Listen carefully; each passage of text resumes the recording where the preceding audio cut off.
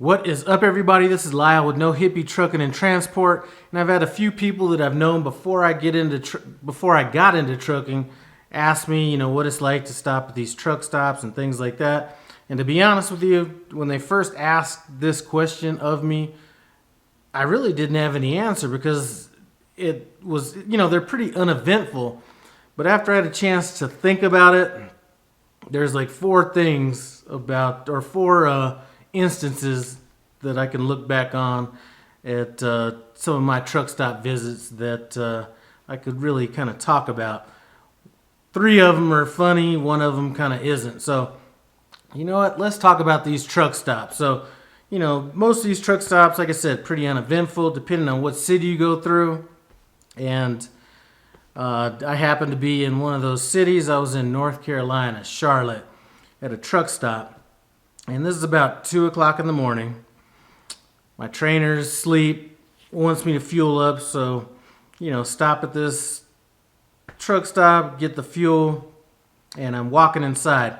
Now, this truck stop, like I said, we're 12 o'clock at night.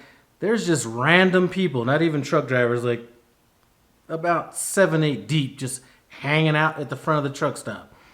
So, I'm not one to try to prejudge anything, so I just walk up like, I'm walking into any other store. And I'm walking in, and these people are almost, I feel like they're kind of sizing me up. So I'm walking up, and, one of the people in this crowd was just like, what's up? You from around here? It's like, no, I'm just rolling through. So he said something else. I really didn't worry about it. I kept walking. So I'm inside this truck stop, and I'm like the only truck in the fuel island. If you've ever been to that truck stop in Charlotte, I think it's off the 84, I'm not sure, but there's really limited truck parking, and there was no truckers out walking around, anything like that, so it's pretty much just me. So, I'm not, about to get really scared about anything. I just want to get prepared. So I'm inside, and really the only reason I went in there was to get a receipt. But now I'm trying to buy a little time, figure it out. I'm actually calculating my odds of getting jacked when I walk out of this thing. I didn't have either of the two things with me that I normally would have had. One would have been my small tactical knife, and two would have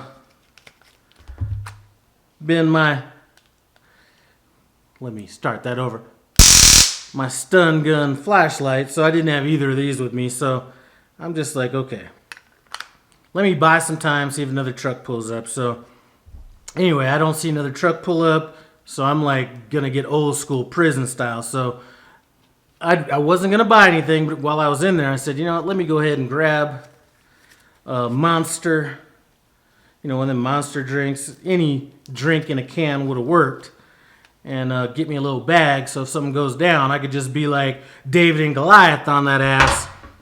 But anyway, I walk out, and they kind of, they were still there, but they didn't say anything. But trust me, when I say I was calculating my odds of getting jacked, I was calculating my odds of getting jacked. I don't know why anybody would hang out at a truck stop at 2 o'clock in the morning that's not a trucker. So that's one of the stories. So, that was kind of a little bit more serious. Another thing that kind of sticks in my mind is being at the truck stop in Salinas, California. Now, to me, when I think of Salinas, California, I don't think about busy truck stops, but this is like one of the busiest truck stops. Actually, it's the busiest truck stop I've ever been in. People are driving by like 30 miles an hour in the truck stop, honking at people, almost running people over, all this stuff. So we're just initially going to go there to get some fuel. So I'm driving into the fuel island, which happens to be kind of the opposite direction of where the parking spots, where you'd hit them, because they're not straight. They're kind of off at an angle. So I'm coming this way, and rather than being angled this way, they're kind of angled slightly back this way. So that means, well, first of all, my trainer said, you know what, let's stop here, hit that spot back there. So I'm like, okay. So I'm having to, like I said, they're angled this way, so I'm having to come back, overcorrect a little bit, and come back in this spot. I'm thinking I could do it, right?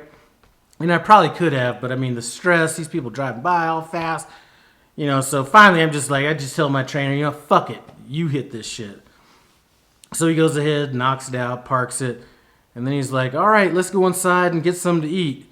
And I was like, nah, man, we got to wait like 10 minutes. I'm not going to do this walk of shame right now, because I had everybody looking at me.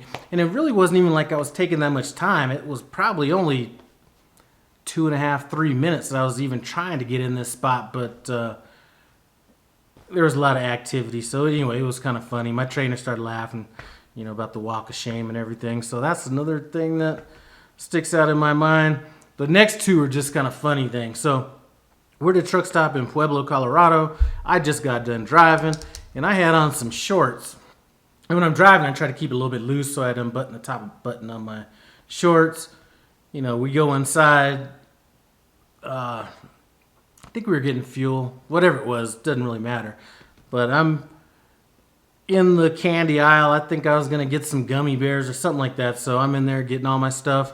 Got both my hands full, and my shorts fall all the way down to the ground. And this was pretty busy, so everybody looks at me pulling my pants up, and everybody's laughing.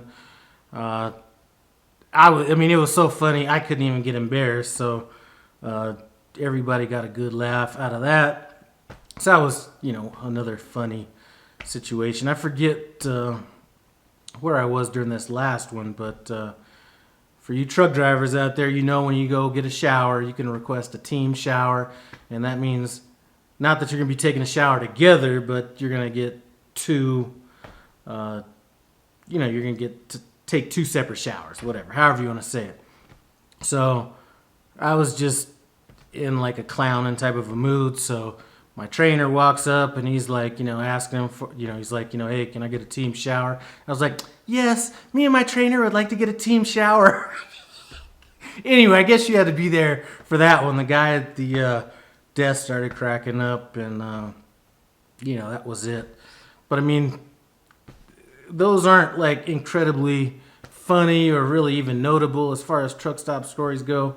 Maybe I'll have more in the future, but really, that's all I got to say as far as the truck stop so far. For me, I don't find a lot of humor in truck stops. If I'm the one driving into them, being a new person, it's always just a little bit of a slightly stressful situation more than it is a time that I'm really, at ease or comfortable. Anyway, as far as truck stops goes, everything's been pretty uneventful. I don't know. I guess I'll update you if anything else happens. But like I said, what are you doing? Anyway, it's just been pretty uneventful. Me and my trainer about to hit the road in a few more days. So I got a couple more days at home to soak this in. I'm going to go drive my car around super fast so I can at least get that out of my system for when I get on this prime truck and start slowing everybody up. Anyway, thanks for stopping by No Hippie Trucking and Transport. I appreciate it. Comment, subscribe, and I'm out.